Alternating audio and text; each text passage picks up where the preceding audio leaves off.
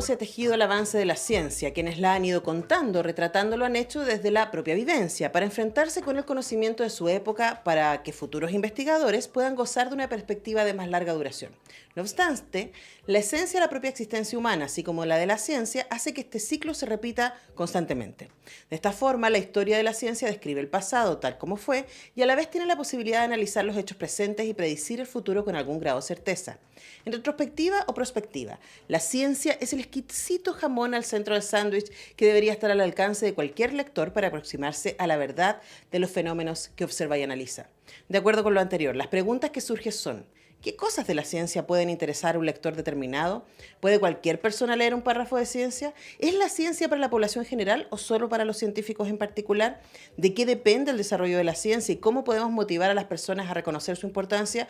¿Cómo incentivar la práctica de la ciencia? Por ahora, el autor intentará responder estas preguntas de forma gradual, al mismo tiempo que seguirá itinerando nuevas interrogantes a medida que se avanza en el desarrollo del libro. Eso nos promete el autor de este libro. Conversemos sobre ciencia, un viaje con historia, educación y filosofía del académico de nuestra Facultad de Medicina y además profesor asociado de la Universidad de Chile, doctor en Ciencias de la Educación Médica de la Universidad de Ciencias Médicas de La Habana, magíster en Salud Pública de la Universidad de Chile, también en Administración y Dirección de Empresas de la Universidad de Santiago, y etcétera, etcétera. Un hombre con mucha experiencia y muchos estudios, y además colega acá en Radio Universidad de Chile. Johnny Acevedo, ¿cómo estás? Muy bien, Antonella, muchas gracias por recibirme en tu programa.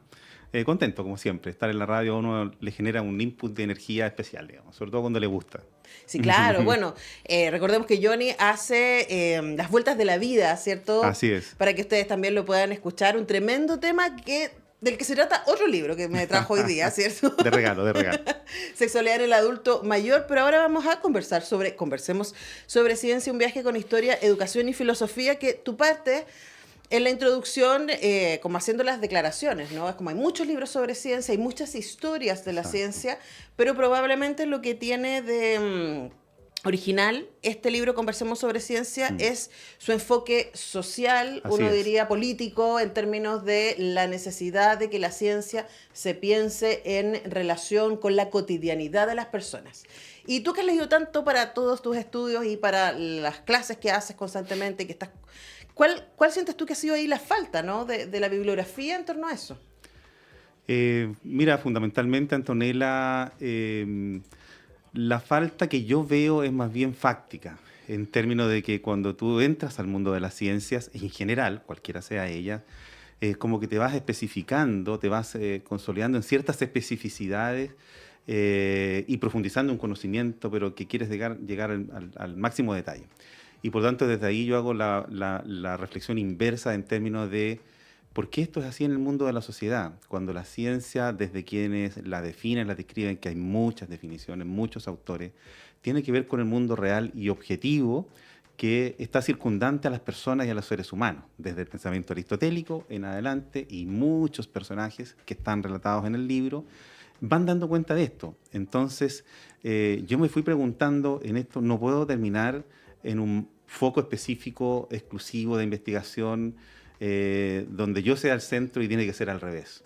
Las personas, la sociedad tiene que ser el centro y por lo tanto, de ahí surge el leitmotiv del libro, cómo acercar estos razonamientos científicos, epistémicos, nosológicos, en términos simples, de manera que la sociedad los entienda, porque todo lo que le pasa a las personas en la sociedad tiene que ver con ciencia. Ujú. Entonces, por ahí parte un poco esto. Y claro, en lo que falta, mucho, mucho, pero desde mi enfoque, y debe ser también por el lugar donde yo hice mis estudios doctorales, que fue en Cuba, en La Habana, que tiene un enfoque muy social, que evidentemente yo lo busqué, me hizo reflexionar sobre estas cosas, y por ahí entonces está el surgimiento del libro. Claro, y quizás el libro parte desde el para qué, ¿no? O sea, como para qué Exacto, hacemos ciencia. Y de hecho en el libro hay un reclamo constante a esta idea de que la ciencia se entiende para pocos, tanto en términos como académicos de su exacto. lenguaje y de su enclaustramiento, podríamos decir, como también en términos económicos,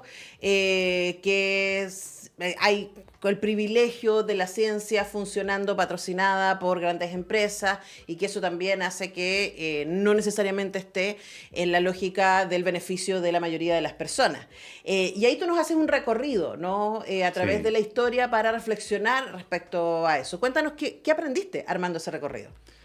Mira, uno va aprendiendo distintas miradas, distintos enfoques. Uno va entendiendo a través de este recorrido de que la ciencia acompaña al hombre desde siempre. Por eso que algunos tópicos tienen que ver desde dónde venimos, ya quiénes somos, cómo nace ciencia y sociedad, ya cómo entramos las personas en este mundo. Y está toda la evolución ahí del ser humano con cosas muy interesantes desde lo biopsicosocial. Y en este recorrido, claro, uno va conociendo pensamientos de distintos científicos que van poniendo su impronta y que además son parte de una cadena evolutiva. Como que lo anterior, aunque yo después pueda estar en contraposición a ello, pero fue súper importante para lo que yo estoy haciendo, esté donde esté. Es ahí la mirada, esta frase clásica de Newton de miro la ciencia parado sobre hombro de gigante, claro. Para decir, miro desde ahí hacia atrás y reconozco todo el avance de todos los que han trabajado en esto y que es necesario para lo que viene hacia el futuro. Claro. Entonces, y ahí, bueno, el lector se irá dando cuenta de distintos pensamientos de personas que van poniendo su impronta y que van desarrollando la sociedad mundial, por así decirlo.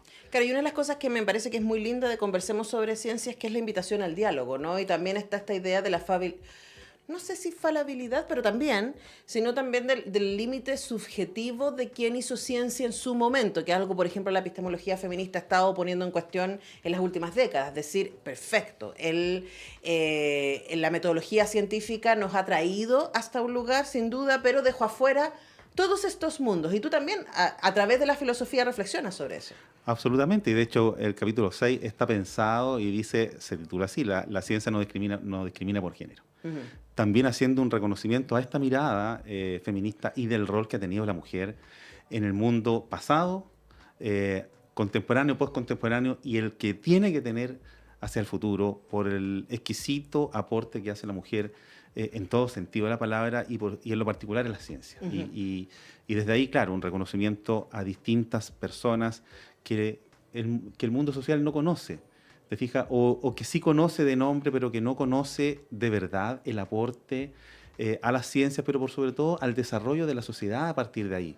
Ya mujeres brillantes que han sido el pilar fundamental del desarrollo de la ciencia en Chile, por ejemplo. En el mundo, hay relatos interesantes en el mundo, pero también en Chile, y que son poco conocidos. Y por ahí toco algunos tópicos para que la gente lo conozca y para que también la sociedad puje por reconocer esto, porque hoy día la mujer no está representada fuertemente en el mundo de la ciencia, en el mundo de la empresa. O sea, hay bastantes cifras actualizadas que yo voy poniendo desde el propio Ministerio de Ciencia, desde lo que han publicado otros autores, de cómo la baja representación que tiene la mujer hoy día en el desarrollo científico, que en cualquier tópico que yo toque no pasa el 30%. Sí. Y hay cifras mucho más bajas. O sea, mujeres premios nacionales de ciencia, un 5% de ellas en la historia de que se entrega el premio de ciencia en Chile. El premio Nobel en el mundo, lo mismo, un 5%. Hay algo que se da y que tiene que cambiar. Y que de hecho en tu capítulo queda súper claro que no tiene que ver con capacidades. Para nada. Porque cada vez que hay mujeres en ciencia, si pensamos numéricamente, ¿no? En términos de porcentaje de mujeres en ciencia, comparativamente con los porcentajes de aporte que estas mujeres han hecho a sus distintos ámbitos y disciplinas, uno dice, wow, ¿por qué no hemos tenido más mujeres si efectivamente son muy productivas, diría? Absolutamente, absolutamente, y con aportes reales y concretos de personas que ni siquiera hoy día nadie sabe que existen en el mundo de la física, en el mundo de la biología, hoy, en el mundo de la astronomía, y que están haciendo aportes científicos relevantes, no solo para Chile, sino que para el mundo. Y eso es necesario que se conozca, por eso yo lo voy comentando.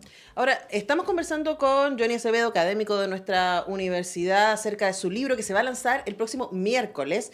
Conversemos sobre ciencia, un viaje con historia, educación y filosofía. Y claro, estas distintas disciplinas, la historia, la educación, la filosofía, tienen que ver con la posibilidad de tener herramientas para ir armando este diálogo, ¿no? Y quien agarra este libro y ve en el índice, por ejemplo, que en el capítulo 2, que habla de ciencia y sociedad, hay varios bajadas vinculadas con las AFP. Y uno dice, pero Sí, espérate, ¿por qué en un libro de ciencia hay varios capítulos dedicados a la AFP? Expliquemos respecto a esa elección que tú hiciste de claro. ejemplificar una cosa muy cotidiana con nosotros y su relación con la ciencia. Absoluto. Mira, desde las propias definiciones que hacen diferentes autores, me gusta mucho la de John Bernal, que dice que la ciencia es producto de un desarrollo estructurado y sistemático y eficiente de la relación que tiene el avance del conocimiento y del hombre y de la sociedad. Y por lo tanto, cómo en esta relación del hombre con su entorno, la sociedad y su cultura, se va produciendo el desarrollo de la ciencia. Entonces, desde ahí uno dice, y por eso yo hago esa bajada, cómo al día de hoy, en Chile, seguimos teniendo el sistema de pensiones que tenemos. Porque detrás de ello están las ciencias económicas, las ciencias administrativas, la ciencia política, las ciencias de derecho, las ciencias de la salud. Hay muchas ciencias que se relacionan con este fenómeno y que tienen fundamentos más que de sobra para poder darse cuenta de que la promesa que se hizo en este modelo es falsa, de que no se cumple, de que tú vas a recibir entre el 70 al 80% de tu última renta habiendo cotizado 40 años y con la rentabilidad del sistema de un 5% en promedio, la rentabilidad histórica del sistema ha sido de un 8%, o sea, sobre el 5%. Las personas a los 40 años ya tienen entonces ese beneficio que se les prometió, pero no alcanza para muchos, Antonella, Ujú. al 20, al 25, al Sí. 30% de ese 70-80% que se prometió. Por lo tanto, jubilar en este país para muchos es caer en una historia de su vida regresiva, es decir, empobrecerse. Sí. Por tanto, un sistema inequitativo, que por lo demás la inequidad en este país se ve en muchas áreas. Nosotros en salud la vemos rápidamente, Claro. por eso, y eso está explicado muy bien, con gráficos, con todo, por el efecto que tuvo la inequidad social de la pandemia en este país. Pero bueno, volvamos al sistema de AFP. Entonces, yo digo, ¿cómo distintas ciencias que se relacionan con este modelo no han sido capaces de poder cambiarlo pensando en que en la ciencia del futuro las personas son muy importantes y las personas mayores, que nosotros antes decíamos a los 55, a los 60 años eran personas de verdad que ya estaban, no sé, imaginemos 4 generaciones atrás, de verdad para morirse, hoy tiene una persona de 60 años, de 65, 70, si se ha cuidado en sus estilos de vida y en su calidad de vida, es una persona absolutamente vigente. Por eso que muchos países, inclusive este, ya reflexiona sobre cómo correr la edad de jubilación. Pero no puede ser que tengamos un sistema tan pobre, tan Porque decaído. incluso se corre la edad de jubilación, que por supuesto es cuestionable por muchas razones, Exacto. tampoco resuelve, ¿no? Y quizás ese es un buen ejemplo, y ahí para ir cerrando, Johnny, de cómo la invitación que tú haces a través en el libro, ¿no? Sí, De ir diciendo, a ver, bajemos esta ciencia, saquémosla del laboratorio, absoluto. saquémosla del aula y veamos cómo funciona en la calle, ¿no? Y algo tan que uno podría ser cotidiano y uno dice, pero eso tiene más que ver con la economía, tiene más que ver con la política, pero bueno, también ahí aparecen ciencias sociales y me gusta, una de las cosas que me parece muy linda de tu libro es que hace el cruce entre las ciencias duras y las ciencias sociales Así es. para ir reflexionando respecto a nuestro cohabitar y cómo nuestro cotidiano está cruzado por todo esto. Ahora para cerrar, yo leía tu libro y decía, este libro lo debería leer las autoridades, sin duda, porque tú estás todo el rato diciendo, es mal Sí, negocio la manera en que lo estamos pensando y nos va a exacto. salir más caro, ¿no? Así es. Esta inequidad. Pero también hay este esfuerzo porque cualquiera pueda entender este libro. Entonces, además, hagamos la invitación para el próximo miércoles y contemos para quién escribiste esto. Este libro está pensado con un enfoque muy democrático, muy social. Está pensado en el estudiante de enseñanza media y en su profesor. Está pensado en la trabajadora de las casas y su empleador. Está pensado en el estudiante universitario y sus profesores, en el obrero y en el empresario. Está pensado para todos. Por eso que traté de hacerlo en un esfuerzo con el lenguaje lo más simple posible para que la persona que sepa leer y escribir pueda acceder a él y lo pueda entender. Porque la vida es ciencia, lo que nosotros vemos y hacemos todos los días, tú lo miras y tiene un tópico de ciencia y a través de la ciencia hacia el futuro tenemos que construir un país mejor, una sociedad de derechos mejor en el amplio sentido de la palabra. Y el Estado, sobre todo cuando se enfocan en un Estado de desarrollo social, no sé si de mercado, pero social, aunque convivimos con lo de mercado, tiene que estar pensado en las personas como centro, como universo, y los beneficios tienen que estar para ellos y ellas en el más amplio sentido de la palabra. Por eso que hay muchos tópicos y desarrollos de educación, con aportes importantes en la historia de la educación. Hay unos pasajes muy bonitos ahí y un paralelo entre cómo nace la República y cómo nacen los textos enfocados en la República y en la educación que tenía que tener el país respecto de lo que hoy día estamos teniendo, y de verdad que estamos al debe respecto de lo que nuestros patriotas pensaron desde la República en adelante.